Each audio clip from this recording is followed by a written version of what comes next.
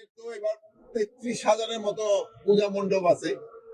এই সবগুলি পূজা মণ্ডপের জন্যই আমাদের ইসে এই ভাইয়েরা তাদের মানে ভলান্টিয়ার রাখবে 7 জন করে, আমাদের আনসার থাকবে 8 জন করে, এবং পুলিশ থাকবে, র্যাব থাকবে এবং সেনাবাহিনী থাকবে।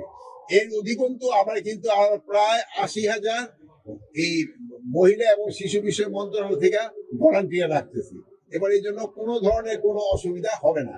আর আরেকটা জিনিস অনেকেই বলছে যে পূজা মণ্ডপের আশেপাশে কিন্তু দোকান থাকতে পারবে, বাট ওই আগে যেমন ধরেন বড় মেলাগুলি হলে ওই কি এখানে গ্যাদারিং এর হয়ে যায়, এই জন্য বড় মেলা থাকবে না, কিন্তু দোকানগুলি থাকতে পারে। আর এই দোকানগুলি এই যারা পূজা পরিচালনা কমিটি আছে এবং আইন শৃঙ্খলা বাহিনী এবং প্রশাসন তাদের থেকে সমন্বয় করে তারা দোকানগুলি দিবে। আর এখানে যেন কোনো রকমের কোনো খারাপ কোনো কিছু না হয়, এই জন্য সব ধরনের ব্যবস্থা নেওয়া হয়।